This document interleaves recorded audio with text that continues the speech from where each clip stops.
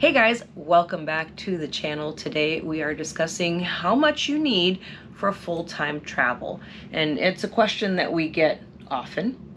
How much money do I need to save up? How much money do I need to have coming in or saved up or whatever? So we're going to kind of go over all of those budgetary type details. It's a question we had ourselves. How much were we going to need? And our answer has changed along the way. So a couple of parameters for this conversation, because everyone's different and you're going to be staying in different places than we do, choosing different things. So this is basically, we're going to give you how we live. You can either scale that up or scale that down, but this is based on how we live. And so the type of place we're usually looking for is moderate upscale place. Usually, like if we're in a beach town, we want to be right on the beach. It's going to be a high-rise condo, something with a nice pool. If we're in a city center, we're looking for something pretty modern or something historic, something nice about it. We generally are staying in the upper third of the pricing. So you could easily scale this down quite a bit. I don't think there'd be too much need to scale this up that much unless you really are just staying at some really extravagant places. So then the next parameter is that this is if you're staying a minimum of 28 days in every country that you go to, because you get a big discount for staying that amount of time on Airbnb when you book something by the month versus by the week or by the day. So this is basically like getting half price. Yeah, and this is going to be more the average for the year, because it's going to be, like you said, a little bit more in some places, a little bit less in some places. Just depends on what we end up choosing. Yeah, so we basically have figured out that we can live pretty well on $4,000 a month. That is the end of the day number. A lot of other people that we know that do this also, that's the number they've settled on. That's kind of the number. And if you're going to be doing things pretty nicely.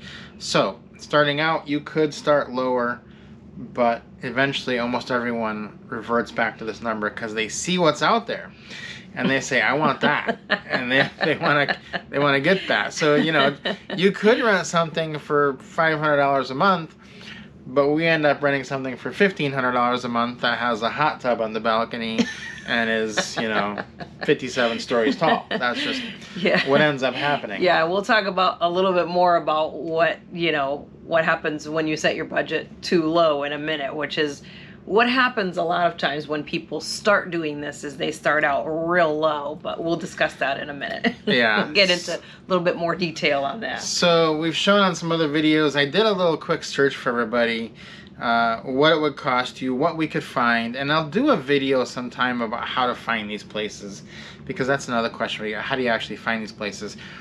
Quick search here on Airbnb. I'm giving myself the challenge of Rome.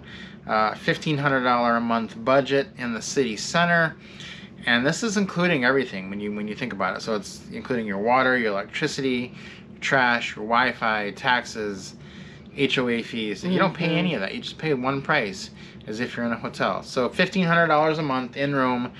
The search returned 46 properties you could choose from. That's astonishing that there's that many in that price range in Rome, because Rome is notoriously expensive. Yeah, and so there's definitely one you could choose from there. That's going to be the low end for Rome. You want to bump it up, you could go to 2,000 there pretty easily. But that's going to be one of your more expensive cities you'll be in.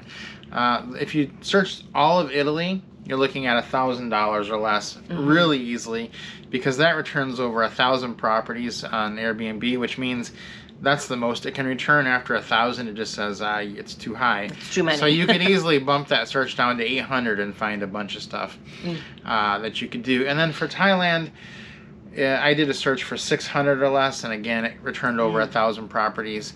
So in those countries, almost any country, you can find something for less than 1,000 a month. Right. But again, that's not going to be right on the beach and have all the amenities we want. So we generally budget in that $1,500 a month for our housing. Yes. That is all inclusive of everything. Yeah, to kind of, we have, kind of our list of things that we like, and we want to tick as many of those boxes as we can with each place that we get. For us personally, you'll develop your own list of things that are like, okay, these are deal breakers if it doesn't have this or this or this, and then tick as many of those boxes as you can off of the searches that you do. Now, this is an average, though. So we're looking at spending $48,000 for the year. That's the average. But there will be some months where we're spending a little bit more, like this month, because we're on a cruise ship right now. I don't know if you can tell that, but we're on a cruise ship for the next 45 days. So yeah, that's going to go... So obviously that's going to be a little bit higher. A little bit higher, but it's really coming in at about $5,000 for the 45 days. And you could do it even cheaper depending on where you wanted to go. We're just... And depending on the type of room that you get. We're in balcony rooms almost the whole time. For those 45 days, you could do inside room and cut that cost down considerably. So it just depends on what you want, what you can and cannot live without or with.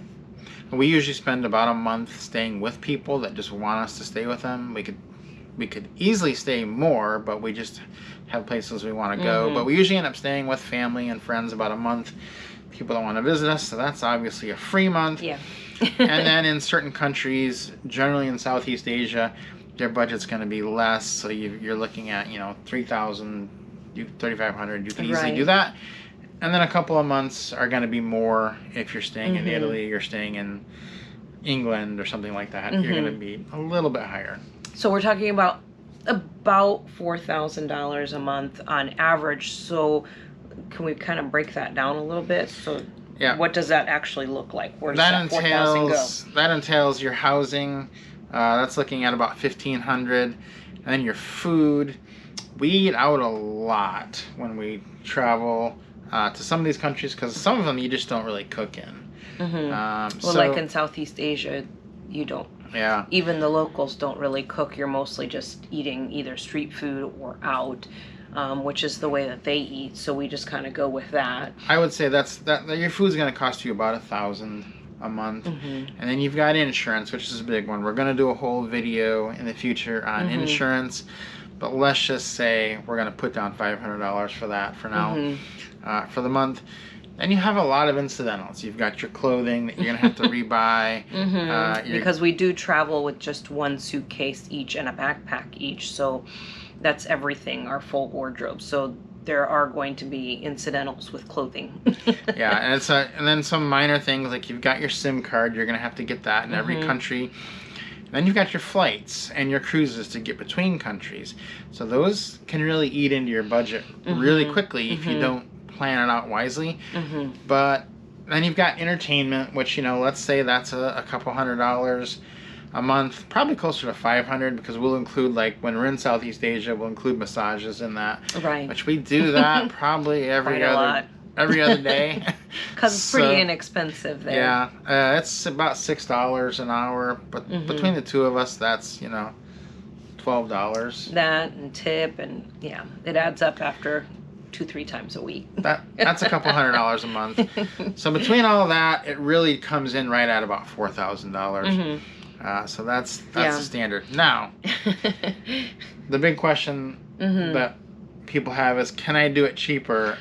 Of course. Yes, you can. Yeah, and honestly, when we started with the thought process of a much lower budget. We were looking at more like $2,500 when we first started, which is, I chuckle now. But what happens when you start out with it too low like that? Yeah, a lot of people start at $2,500. And what happens is you can do $2,500 easily. You can do it for a year. You can do it for 2 years.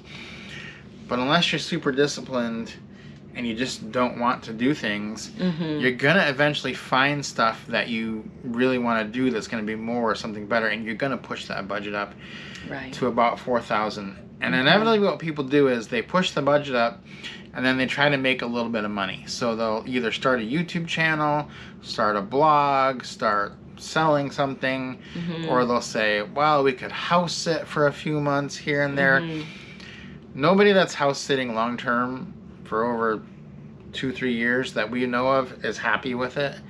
They just kind of get to dread it because you're not really house sitting, you're really pet sitting, and you're basically working as a pet caretaker for like and not that you've much. got the constraints of when you have to let the animal out, when you have to feed them, and all of the things that go along with that. Yeah. Plus you do have home care type things, responsibilities as well, so it's a lot of things to consider. You're essentially working for free for the stay. Yeah, so our advice to you would be to set your budget and then set what it will be once you expand that budget, because there's better things that have come along. And either try to get that money up front or start a business, start some type of income stream that you can have coming in. Start now before you leave, so that you don't have to do this on the fly and you have time to get it going, time to work on it. Or you could just start and say, for our first 2 years, we're going to be at $2,500 a month, and then we're going to work that 2 years on a business, so that in year 3 we can be at $4,000 a month. However, we don't know what your personal finances are, but this is what happens. People start at $2,500 and they end up at $4,000. Yeah, it does tend to go in that direction over time, because I think too, as you start to get older, your needs are a little bit different, and that's where that increase comes in, is things that you can put up with in your first few years, you find that you can't put up with as you start to age, or your preferences change a little bit. So that's kind of important to kind of keep in mind as you progress. Yeah, so we used to walk uphill with our bags, to save the $10. We don't do that anymore. We just get the Uber. So that's an example. When you're younger, you're going to do that stuff. The more you travel, the more you're going to say, let's not do that.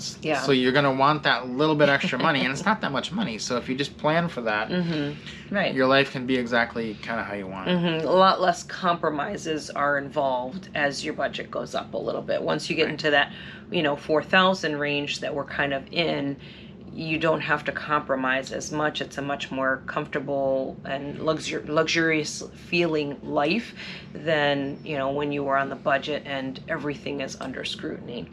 Yeah. So hopefully, guys, this has answered a lot of your questions. If you have other questions, leave those for us below in the comment section.